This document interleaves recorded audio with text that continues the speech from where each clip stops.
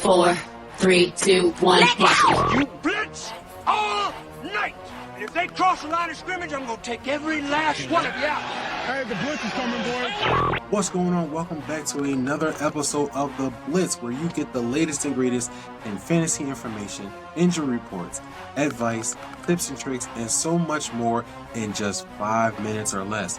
And in this episode, I'm going to introduce you guys to the Swindlers list. Basically, it's our version of the buy low, where you have fantasy players who fantasy values kind of taking a dip over the last 2 games.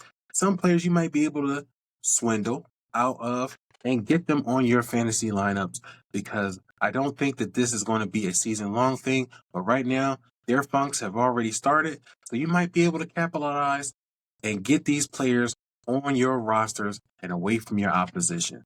So, without further ado, we got to jump right into it. And of course, before we get into the episode, make sure that you're locked into the Fantasy's Finest podcast across all your podcast platforms. The Blitz will be dropping on audio podcasting soon. Just working out a few kinks to get those episodes up. You will have all the latest episodes of the Blitz on its own podcast line. It's all still under the Fantasy's Finest umbrella. You can also check out the Fantasy's Finest podcast on our YouTube channel, as well as on audio and Apple, Spotify, places like that. Wherever you listen to podcasts, we are right there for you. You can hit the subscribe button and stay in touch with us there as well. So let's get into it, because we got some juicy stuff to talk about. Some injury updates that have happened. The Wednesday practice report has come out. A few players that you might need to know whose availability might be in question for week 3. Kenneth Walker, the Seattle Seahawks running back, still dealing with an oblique injury. He did not practice on Wednesday. Texans wide receiver Nico Collins, he's dealing with a hip foot injury. He's marked as did not practice on Wednesday, but he's expected to play Sunday against the Minnesota Vikings per reports. Eagles wide receiver A.J. Brown and Dallas Cowboys wide receiver CeeDee Lamb did not practice on Wednesday. A.J. Brown is still dealing with a hamstring injury that kept him out of Week 2's game against the Atlanta Falcons. CeeDee Lamb picked up an ankle injury, but it's not expected to be serious. His availability is still trending in the right direction for him to be ready for Week 3 against the Baltimore Ravens. I'm just going to leave that there. I'm not going to make this a Cowboys podcast. Now, the Swindlers list. Like I said, the Swindlers list is our version of the buy low targets. And I'm going to give you guys 3 buy low targets that you should be looking at that might need a little finagling, some silver tongue action. You know what I'm saying? You might have to talk these guys out of their drawers in order to get some of these players. But these guys, you should be able to try and at least make an offer to get them away from their opposition, because they are currently in slumps. They may not be appealing to their owners right now, but if you can get them away, I don't think that this slump that these guys are in is going to last forever. So if you can get them for the low now while the price is low, this would be a perfect opportunity to get that. Because what did Fat Joe say? Yesterday's price is not today's price. Well, right now the price is low, so you got to jump on it. And our first candidate for the Swindlers list, Travis Kelce, Kansas City Chiefs tight end. He hasn't started out the gate like he normally has. He was being drafted as the top tight end coming off of fantasy boards during the draft, but he's currently the tight end 28. That is not a good spot for a guy who should be one of the focal pieces in the Kansas City Chiefs offense. It's just not happening right now. He's averaging 3.5 targets per game over the first 2 games. He's averaging just 4 fantasy points.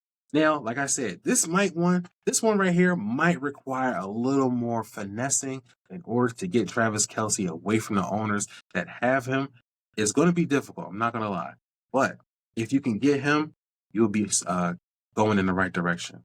Now, another guy is Amari Cooper, Cleveland Browns wide receiver. He's also starting off at a slow pace, currently the wide receiver 25. 17 targets over the first 2 games, but he's only got 27 yards receiving at this point, 3.9 fantasy points per game. Now, the reason why I got Amari Cooper on this list is because of the target share. 17 targets is nothing to sneeze at. And while the Browns offense is looking kind of wonky right now, you can't ignore that kind of target share. If you can get Amari Cooper for the low, I would definitely try and do that. And then my last guy is Zamir White, running back for the Las Vegas Raiders. He was predicted to be the backfield guy, the top guy for the Raiders rushing attack. We saw Alexander Madison get picked up during the offseason, but it was expected for him to be a backup guy to Zamir White, but that doesn't seem to be the case. Their snap shares percentage is not that far apart that you would think that Zamir White would have a stranglehold on the backfield. It's currently 41 to 51%, still in favor of Zamir White, but Alexander Madison has been creeping into the backfield's touches and getting some more work as of late. Zamir White averaging just 3.1 yards per attempt, 5.7 fantasy points per game over the first 2 games. Not a great start for someone who we thought was going to be a nice not buy low, but a draft low candidate, a running back that you can get later on in a draft that was going to have a substantial role. Now, here's where it gets a little interesting because he gets the Carolina Panthers, the Raiders do, get the Carolina Panthers in week 3, and that team is basically the get-right team.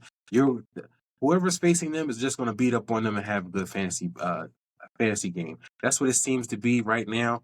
But if you can get Zamir White, and I'm saying for the low, extreme low, like basically free, if you can get him away from fantasy managers, I could see this week 3 being the turning point to get Zamir White back on the right track. But that's our time. I went a little over, but I just had to get these guys in here, get you the latest news, and get you guys set heading into week 3. So make sure that you check out the Fantasy's Finest, our YouTube channel, so you can watch the Blitz and not miss a beat. That's our show. Take it easy, guys. Until our next episode. Yo, come back now, you hear?